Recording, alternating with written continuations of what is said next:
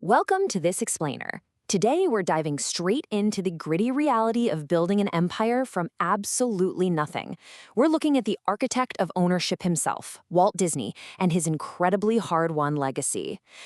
When we look at these massive, glittering media empires today, it's so easy to just see the polished final product, right? We kind of just assume it was a straight, easy line to success. But the real story here, it's paved with brutal setbacks, really harsh business lessons, and moments where total collapse felt basically inevitable. So picture this. It's February 1928. A 26-year-old Walt Disney is sitting in a hotel room in New York City, and he's just been handed the absolute worst news of his professional life. His distributor, this sharp-elbowed guy named Charles Mintz, had just spent the last few weeks secretly meeting with Disney's own animators, and one by one, Mintz offered them contracts to jump ship. And guess what? It worked. Just like that, almost his entire animation team was gone. Poof. And the absolute kicker? There was nothing Disney could do about the star character they'd all been drawing, a super successful rabbit named Oswald, who had literally put Disney's little studio on the map. Why? Well, buried deep in the fine print of their distribution deal was a brutal reality Disney hadn't fully grasped. Universal Pictures owned the copyright, not Disney. He had built this character from the ground up, and he was losing it anyway. So what happens when you lose everything you just built? Disney gets on a train back to California with practically nothing. No signature character, no team, and honestly, zero idea what was going to happen next. But to really understand his resilience in that totally devastating moment, to get why he didn't just throw in the towel right then and there, we have to rewind a bit. Because believe it or not, this wasn't the first time he'd lost it all. Section 1. Bankrupt in Kansas City. A foundation of failure.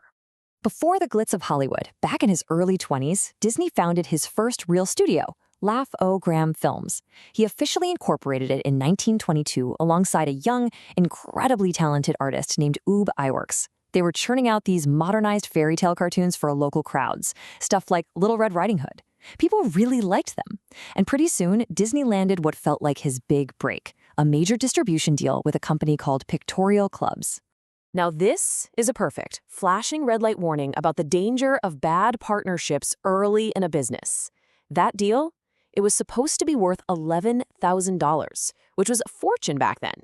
But Pictorial Clubs paid Disney a single, measly advance of just $100 and then promptly went bankrupt before paying another dime. So that massive $11,000 lifeline, it literally evaporated into thin air, dragging Laugh-O-Gram Films right down the drain with it. The fallout was absolutely brutal. The studio couldn't make payroll. Disney couldn't even afford an apartment anymore, so he actually moved into his failed office and slept there. Seriously, he survived by showering once a week at Kansas City's Union Station, just because it was the only public bath nearby. By July of 1923, he was officially bankrupt. He ended up selling off what little he had left just to scrape together enough cash for a train ticket out to Hollywood, where his older brother Roy lived. Section 2. The Mouse and the Gamble. Building something new. So, arriving in Hollywood with basically empty pockets, he just refused to quit. To survive, Disney and Iwerks took on these little commercial jobs to fund a massive, permanent strategic shift.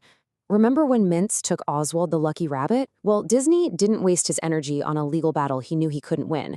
Instead, they pivoted. They built a brand new character that nobody could ever take away from him, because this time, he was going to own it outright. They created a mouse. But here's the thing, Mickey Mouse could have easily faded into obscurity like 100 other cartoon characters. To make sure that didn't happen, Disney bet the entire farm on brand new, highly untested technology. I'm talking about synchronized sound. He pushed to give this new mouse a fully post-produced musical soundtrack, timed flawlessly to the action on the screen. It sounds normal to us now, but back then, almost nobody in animation had the guts to commit to that. It was a huge risk. And actually, the first attempt at recording it was a total bust. But instead of scaling back, Disney doubled down. He actually sold his own car to help pay for his second recording session, gambling money he barely had. And man, did it pay off. Steamboat Willie premiered in November 1928 and was an instant smash hit. And here's the crucial part. Because Disney owned Mickey outright, every single drop of that success flowed directly back into his own studio. It completely cemented his golden rule. Never, ever hand over the rights to what you create. Section 3. The 1941 labor strike, an internal reckoning. Now, we can't pretend this is just a simple, feel-good underdog story. By 1941, the studio had grown into a massive institution, but internally, things were fracturing.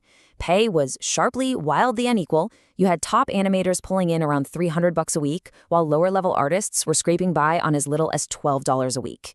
To make matters worse, a promised profit-sharing bonus tied to the movie Pinocchio just never materialized. Plus, there was no formal credit system to even recognize who was drawing what. The workforce was getting incredibly frustrated, and honestly, you can see why. The boiling point finally hit on May 29, 1941. Art Babbitt, who was one of the studio's most talented and definitely most outspoken animators, was fired. That single action was like tossing a match into a powder keg. It instantly sparked a massive labor strike that dragged on for nearly 4 months. Picket lines blocked the studio gates, production ground to a halt, and the very people who helped build this empire felt deeply betrayed by the intense, controlling culture Disney had created. And Disney's response? Well, it just threw gas on the fire. He actually took out an ad in the trade paper Variety, publicly blaming the strike on what he explicitly called communistic agitation. Now, looking at the historical record, this specific claim did lasting damage to his reputation when it came to labor relations, and it's still cited today as a major low point in how he managed his team. It really highlights a complex truth. Here was a leader who was fiercely protective of his own creations, but who struggled significantly to manage the actual people helping him create them. Section 4. The Builder's Blueprint. Truths from the Journey. So, out of all this messy, incredible history, the bankruptcy, the stolen rabbit, the bitter strike, we get a global empire. And we can pull some really enduring truths from it. First up, read the fine print. You have to understand exactly what you're signing before a partner decides the fate of your hard work. Second, own what you build. Retain that control. Third, as that 1941 strike perfectly illustrates, you absolutely must protect and value the people who help you build your dream. And finally, remember that a total financial collapse, even if you're literally showering in a train station, is rarely the end of the line. It's usually just the chaotic setup for your next big move. The thing is, nobody handed Walt Disney a blueprint. He didn't wait for the perfect plan, and he definitely didn't wait around until his funding was completely secure. He just started. He started in a converted office, and when it fell apart, he started over again, and again. So based on everything we've just unpacked in this explainer, I want to leave you with one final question. If a broke 26-year-old can lose absolutely everything and still build a global empire, what are you waiting for?